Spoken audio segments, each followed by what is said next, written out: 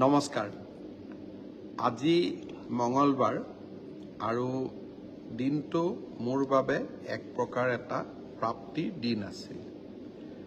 আমাৰ সকলোৰে মনত আছে 2021 চনৰ মে' মাহত ইনফেক্ট 10 মে' তাৰিখে মই শপত গ্ৰহণ কৰিছিলোঁ।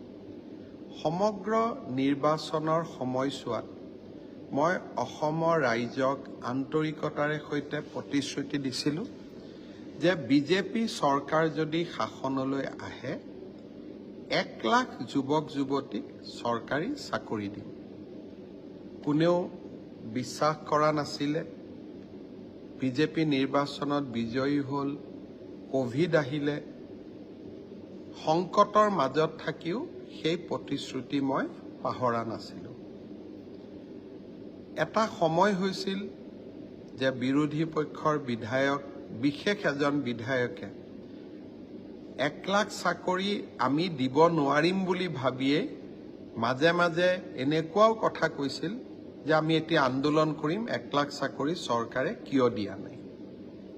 ভাল কথা, চৰকাৰে কিবা কাম প্ৰতিশ্ৰুতি মতে নকৰিলে আন্দোলন হ'ব লাগে, কিন্তু যদি প্ৰতিশ্ৰুতি মতে চৰকাৰে কাম কৰে তাত ধন্যবাদো পাব লাগে। মোক ধন্যবাদ নালাগে। আজি আমি ৯৯,০০০ আৰু ৯৭টা নিযুক্তি সম্পূৰ্ণ কৰিলোঁ। PWD ৰোডছ আৰু বিল্ডিং ডিপাৰ্টমেণ্টত আজি আমি ৬০০ জনতকৈও অধিক জুনিয়ৰ ইঞ্জিনিয়াৰক নিযুক্তি দিলোঁ আৰু ৮১২ গৰাকী নাৰ্ছক নগাঁও, কোকৰাঝাৰ, নলবাৰী আৰু তিনিচুকীয়া মেডিকেল কলেজত আমি নিযুক্তি দিলোঁ।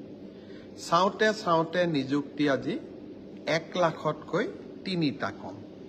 মই নিশ্চিত যে এই মাহত নহ'লে অহা মাহত আমি 1 লাখ নিযুক্তি সম্পূৰ্ণ কৰিম। অসমত ইয়াৰ আগতে কোনো এখন চৰকাৰ নাছিলে যিখন চৰকাৰে নিজৰ কাৰ্যকালৰ প্ৰথমটো 3.5 বছৰত 1 লাখ নিযুক্তি সম্পূৰ্ণ কৰিছিলে। এটাও হাইকোৰ্ট হোৱা নাই, দুৰ্নীতিৰ অভিযোগ অহা নাই আৰু অসমৰ দুখীয়া আৰু মধ্যবিত্ত শ্ৰেণীৰ লোকে চৰকাৰী চাকৰি প্ৰথমবাৰৰ বাবে পাবলৈ সক্ষম হৈছে। এতিয়া মোৰ লক্ষ্য অনাগত দিনত আৰু 50,000 নিযুক্তি সম্পূৰ্ণ কৰিব পাৰোঁ নেকি। চেষ্টা অব্যাহত থাকিব, মই মোৰ কাম কৰি গৈ থাকিম। আজি মই 2টা বিশেষ ঘোষণা কৰিছিলোঁ, যি 2টা আপোনালোকৰ আগত মই শ্বেয়াৰ কৰিব খুজিছোঁ। প্ৰথমটো হ'ল আমি নিযুক্তিত স্বচ্ছতা আনিলোঁ। ট্ৰেন্সফাৰ পষ্টিঙতো আমি স্বচ্ছতা আনিব পাৰোঁ নেকি। চৰকাৰী কাৰ্যালয়ত চলি থকা বিভিন্ন দুৰ্নীতিৰ আন এটা কাৰণ হ'ল ট্ৰান্সফাৰ আৰু পষ্টিং। আমি যদি ছিষ্টেমবিলাক ৰিফৰ্ম কৰি গৈ থাকোঁ তেতিয়া মানুহে দুৰ্নীতি কৰাৰ সুযোগে নাপাব। 2 অক্টোবৰত আমি এটা পৰ্টেল উদ্বোধন কৰিম। সেই পৰ্টেলটোত মই নগাঁৱত চাকৰি কৰি আছোঁ, মই ডিব্ৰুগড়ত আহিব খোজোঁ।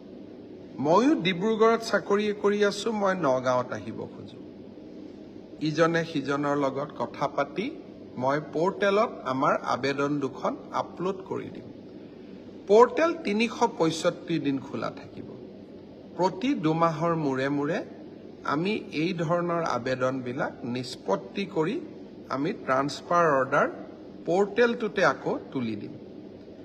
কোনোবাই অলপ কষ্ট পাইছে, নগাঁৱৰ পৰা ধুবুৰী, ধুবুৰীৰ পৰা নগাঁও কৰিব পৰা নাই, কিন্তু নগাঁৱত তেজপুৰত এজন ল'ৰা আছে যোনে তেজপুৰৰ জন ডিব্ৰুগড়ত যাব খোজে, আকৌ নগাঁৱৰ জন তেজপুৰত আহিব খোজে, ডিব্ৰুগড়ৰ জন নগাঁৱত আহিব খোজে। নগাঁও আৰু ডিব্ৰুগড় কৰিলে মোৰ কামটো নহয়, কিন্তু নগাঁও, তেজপুৰ, ডিব্ৰুগড় কৰিলে মোৰ মিউচুৱেল ট্ৰান্সফাৰ হয়। তেনেকুৱাও আমি সুবিধা ৰাখিম। মই ভাবোঁ স্বচ্ছ নিযুক্তিৰ পিছত এতিয়া সময় হ'ল স্বচ্ছ ট্ৰান্সফাৰ আৰু পষ্টিং। আপোনালোকে শুভেচ্ছা জনাব। এই কামতো যাতে আমি সফল হ'ব পাৰোঁ। আৰু এটা বিষয় মোৰ কিছুদিনৰ পৰা দৃষ্টিগোচৰ হৈছে। 2017 চনৰ এপ্ৰিল মাহৰ পিছত অসম চৰকাৰৰ যদি কোনোবা কৰ্মচাৰীৰ মৃত্যু হয়, তেতিয়াহ'লে আমি কৰ্মচাৰীজনৰ যিমান দিন চাকৰি বাকী আছিলে সিমান দিনলৈকে তেওঁলোকক দৰমহা দি থাকোঁ। অৰ্থাৎ আজি ৰতন নামৰ চৰকাৰী কৰ্মচাৰীজনৰ মৃত্যু হ'ল, তেওঁৰ চাকৰি আৰু 20 বছৰ আছিলে। এই 20 বছৰ তেওঁৰ পৰিবাৰে তেওঁৰ একাউণ্টত দৰমহাটো পাই থাকিব এজ ইফ ৰতন এতিয়াও জীয়াই আছে। মাহৰ 1 তাৰিখে গৈ দৰমহাটো তেওঁৰ একাউণ্টত সোমাব। কাৰ একাউণ্টত সোমাব? মৃত ব্যক্তিজনৰ পৰিবাৰৰ তাত। এতিয়া এটা সমস্যা হৈছে, বহুত ক্ষেত্ৰত ডেকা বয়সতে চৰকাৰী কৰ্মচাৰীসকলৰ মৃত্যু হয়। মৃত্যু হোৱাৰ পিছত স্বাভাৱিকতে পত্নীগৰাকীয়ে কেতিয়াবা পুনৰ বিবাহ কৰে, আৰু তাক আমি সমৰ্থনো কৰোঁ। কাৰণ ডেকা বয়সতে বিধৱা হোৱা ছোৱালী এগৰাকীয়ে সদায় বিধৱাৰ সাজ পিন্ধি থকাৰ কোনো অৰ্থ নাই। পুনৰ বিবাহ আমি সকলোৱে আদৰণি জনাওঁ। কিন্তু পুনৰ বিবাহ হোৱাৰ পিছত মোৰ প্ৰথম শহুৰ শাহুৰেকক মই চাওঁ নে নাচাওঁ। স্বাভাৱিকতে নতুন জীৱন এটাত যোৱাৰ পিছত পুৰণা ঘৰখনৰ লগত সম্বন্ধ দুৰ্বল হৈ যায়। ফলত সেই মৃত চৰকাৰী কৰ্মচাৰীজনৰ দেউতাক মাকে জীয়াটো ভুগিব লাগে। কাৰণ ল'ৰাটোৰ পেঞ্চন আমি পত্নীক দিওঁ, দেউতাক মাকে একো নাপায়, আৰু দেউতাক মাকে বহুত কষ্ট পায়। সেইকাৰণে এইবাৰ আমি সিদ্ধান্ত লৈছোঁ যে এনেকুৱা পেঞ্চনৰ 80% আমি বিধৱা পত্নীগৰাকীক দিম, আৰু 20% আমি বৃদ্ধ দেউতাক আৰু মাকক দিম। অৱশ্যে দেউতাক মাক যদিও নিজেই চৰকাৰী কৰ্মচাৰী, তেতিয়াহ'লে আমি তেনেকুৱা সুবিধা নিদিওঁ। অন্যথা আমি সেই সুবিধা দিবলৈ আমি যত্ন কৰিম, যাতে বিধৱা পত্নীগৰাকীয়েও ন্যায় পায় আৰু বৃদ্ধ পিতা মাতায়ো ন্যায় পাবলৈ সক্ষম হয়। মই ভাবোঁ এই প্ৰচেষ্টাকো আপোনালোকে সকলোৱে আদৰণি জনাব। এনেকৈ মানুহৰ সমস্যাবিলাক সমাধান কৰা আমাৰ জীৱনৰ এটা সংকল্প হিচাপে আমি গ্ৰহণ কৰিব লাগে। 15 আগষ্ট আহি আছে। প্ৰধানমন্ত্ৰী মোদী ডাঙৰীয়াই আমাক সকলোকে হৰ ঘৰ তিৰংগা, সকলোৰে ঘৰত তিৰংগ পতাকা উত্তোলন কৰাৰ বাবে আহ্বান জনাইছে।